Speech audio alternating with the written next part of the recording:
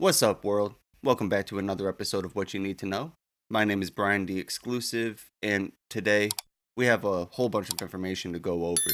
I know it's been a hiatus since I posted on here last. It's because I made a bad business decision. I trusted Facebook had released their restrictions. They blew me up. I went super viral, got 100,000 followers in like 3 months, 50 million views last month alone.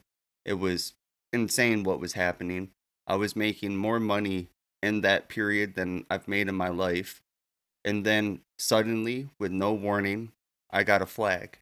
They indicated that one of my videos was breaking TOS because I was inciting violence, which this same video is on TikTok, it's on Instagram, it's on every platform that I post to with no issues.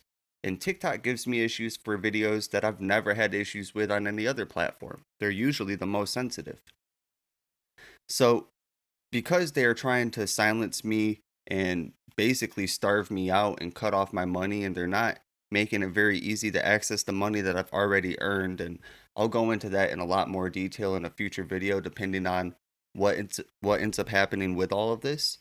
But I need all of you guys to go to my YouTube. If you're watching this on YouTube, understand I'm saying this for the clip. I need all of you guys to go to my YouTube. It's so important. If you want to support me, this is the best way to do it. I'm going to start a Gibson Go as well. Now the Gibson Go is only so that way you guys can help me while I transition to a new platform and we get the views up the same way that it is on Facebook. But they are trying to destroy my life. They do not want the truth to get out there. They hate that I'm calling out the Muslims. They know that the only way that they can defeat us is by silencing us because they have no argument. This is a non-physical version of what they did to Charlie Kirk. This is what they did to Andrew Tate. This is what they did to Alex Jones. This is literally the mechanism. First, they try to cancel you, then they'll try to put you in jail, and then they'll try to kill you. Right now, they are trying to cancel me. They want to starve me out. They don't want me to be able to afford to do this, which makes me so angry that I'm tripling down. I'm going all in on YouTube. These videos will still have clips posted on Facebook and other platforms, but I want all of you guys to go to YouTube. This is the only way that we can stop them. I don't know what's going on. Zuckerberg was pretending that he was going to release censorship, but apparently that was just all BS because there is no indication that he is releasing anything.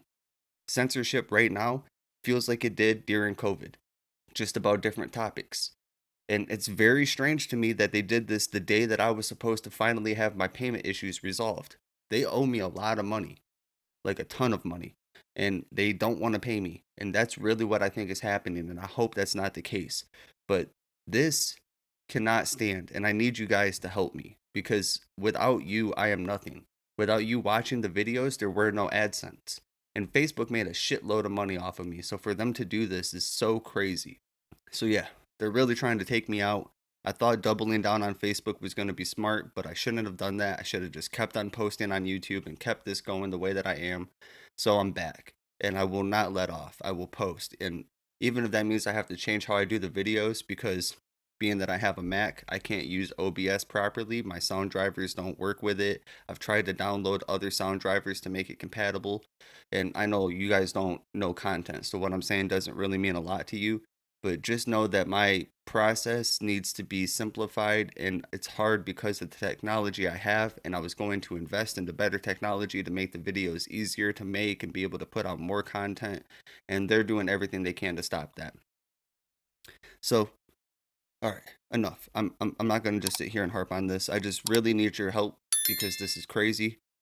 Um, and other news. Oh yeah, a teen was arrested 111 times since 2023 in the Carolinas, and every single time he gets out, these were for burglaries. This was for car thefts. This was all sorts of different issues, drug possession, even though I think the drug possession was only marijuana.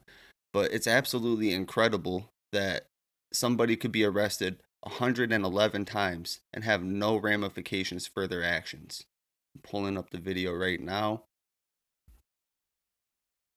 All right, let's check this out. This is a news report covering exactly what was happening with this teen. Play. Who has been arrested 111 times since August of 2023. Arrests included 55 car thefts and stealing from cars 45 times. At one point, police found multiple guns on the teen and took a phone as evidence. They say they found various Google searches on it, including, what is the charge for killing an officer? Is police murder a charge? And what is capital murder? Police say the 15-year-old was most recently released again in September. You just can't just say, we're going to let you back out to your mom or to your home if the home is broken, without holding the home accountable. All of the Democrats that want to pretend that what we are doing with ICE and enforcing the law for the first time in basically a half a decade is some totalitarian, king-like dictatorship. I just want to point out that if you live somewhere and somebody is committing crimes over 100 times in less than 2 years, which means that if you really think about that, that is literally for a good fraction of the year. I'm not good at math, but for a good chunk of the year, this dude is committing crimes every year. That's what that says. And he just gets out and nobody says anything.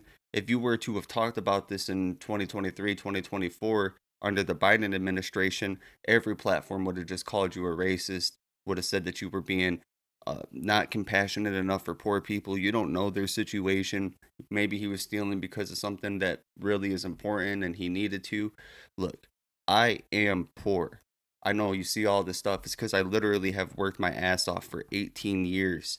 And this is all I have to show for it. I am poor. And I don't care what anybody says. There is no excuse for you to go and commit crimes. I'm not saying that I don't understand why people get brainwashed into doing stupid stuff. But I'm telling you, as somebody that's been in this situation my whole life and been struggling to get out of it and never been able to, there is no reason to steal. I don't care. Do not stoop to their level. And if you think that seeing statistics like this are not going to radicalize more people into just committing crime and saying, fuck it, I'm not going to go work, I'm not going to do what I need to do as a man or as a woman, but more than likely as a man, because men are more likely to commit violent crimes. It's just, what they are trying to do is actually commit crime. They want us to commit crime. They are manipulating us into it. It's in all of our movies. It's in all of our music. The cultural significance, the things that we all look up to, are people that are criminals. We love The Godfather. We love Scarface. We love any movie that shows somebody being a badass. Sons of Anarchy, Breaking Bad. Anytime that there is somebody that is doing something that they're not supposed to, we all love it. And I think that's the demonic force in it. There's something very appealing about what you're not supposed to do. And they are manipulating us by showing statistics of people committing hundreds of crimes and not getting any real ramification for their actions because they want you to feel like it's normal. They want you to go and commit these crimes. They don't want us to have a functioning society. They don't want us to live together in harmony. They want us to destroy each other. They want to bait us into a race war. They want to try to destroy everything that made America great. And it's not our diversity. It was our unification for freedom. It had nothing to do with diversity. It was the lack of diversity. It was the fact that a black, a Mexican, and a white all loved freedom. And we were not that diverse. There wasn't that much of a difference. They want us to see hate and division. They want us to be incited for violence. And then they do stupid stuff like start these No Kings protests part 2. Which I think is also partially why Facebook decided to silence me, make it so I can't go live, demonetize me, and try to destroy my life. Because during the first No Kings protest is when I went viral and how everything started happening on YouTube and made it so I could do this full time. Literally, I'm staying with family right now because my music video career took a huge halt. And these videos, especially the clips going viral, did not help me get clients. And I couldn't afford to live. And I've been just hoping to make this work. And it's just more than a coincidence, in my opinion, that everything starts happening right before the No Kings protest part 2 takes place. Now, Ted Cruz was actually doing an interview where he's trying to make it so these Soros-like individuals that are funding these protests and really edging us towards more violence and destruction are eligible for a RICO case, which is very interesting. Now, I don't fully agree with what he's saying because he's also trying to leverage this for people that are using what he considers anti-Semitic rhetoric. Look, we need to be able to speak, but I do agree that if you are funding actual riots, like they are going out and committing violence, speech is never violence. Speech is never violence. But if they are being paid to go out and commit real violence, burn cop cars, destroy buildings, loot, fight, all of these things, that probably could be a RICO. Seems like organized crime to me. If it's not organized crime, it's organized something. And it seems like crime. That's all I'm saying. So let's peep out Ted Cruz's uh, proposal. Check this out. Play. And the Democrats today are a party of radical interest groups. Now, I will say one of the most important things President Trump has done recently is he has pledged that he's going to go after Antifa. And what I've been urging is follow the money, cut off the money. And you look at this No Kings rally, and there's considerable evidence that George Soros and his network is behind funding these rallies, which may well be riots all across the country. And Soros is writing the check. And so I've introduced legislation called the Stop Funders Act that would add rioting to the list of predicate offenses for RICO. Why is that? Because it would let the Department of Justice use RICO, racketeering, to prosecute the money that is funding the anti-Semitic protests on campuses, the pro-open border protest in L.A. and other cities, and these No King protests. Anyone that is supporting rioting and violence, it lets you go after the money. Look, he's not wrong. I don't agree with everything Ted Cruz says, especially after that interview he did with Tucker Carlson. It really dropped him in respect points, in my opinion. He was one of my favorite people to listen to during the congressional meetings, and honestly, he still is. And I'm sure if I was to talk to him, we would have a very good conversation. It'd be cordial. I bet you we agree on way more than we disagree about. But there's nothing that he said there besides the fact where he goes into talking about anti-Semitic rhetoric being lumped into that. I don't agree with any speech violations being used as a political levy to jail people. You should be able to stand up to scrutiny. Words are not violence. Sticks and stones may break my bones, but words will never hurt me. We need to remember that.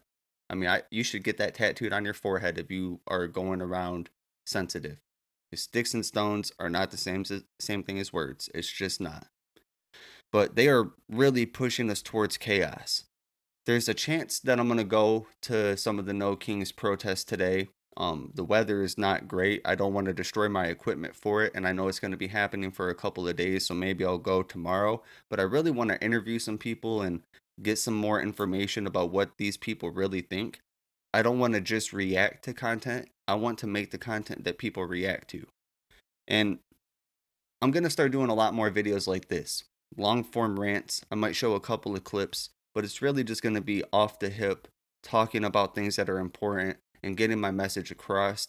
I think maybe what I'll start doing is I'll dedicate certain days of the week to different episodes. So like maybe Monday will be like Monday Muslim Madness or something, and we can just create a system of shows so that way if you prefer my content specifically about what's going on with Islam, you can see that. I also am going to start making documentaries. They're going to be shorter form, probably 20 minutes, 30 minutes, maybe upwards of an hour, but probably 20, 30 minutes. And they're going to cover all sorts of different historical things. And the first one I'm going to do about the Crusades and really break down what happened with that in the early history and each crusade that took place. I'm not exactly sure what that's going to look like, if I'll do all the crusades in one video or break them down individually. I'll kind of see, but that is going to be something I start doing. Either way, I'm going to try to post every day on YouTube, plus short form content and multiple videos potentially if I can pull it off, depending on what the editing burden looks like. I'm also going to help some of my family members start channels up. I'm not going to give a lot of details about that, but I want to help flood people to them and give them the leg up that I never had when I started. So keep your eyes out for that. I will be making a Give, Send, Go so that way people can help me sustain during this crazy transition, because Facebook is trying to ruin my life and claim that I'm inciting violence. Yeah, and I just really appreciate everybody that's came along for the journey. Shout out to the fact that we actually hit 100,000 followers on Facebook. That is so amazing. That is a win for everybody that's a part of this community. And I'll see you all in the next one. Peace.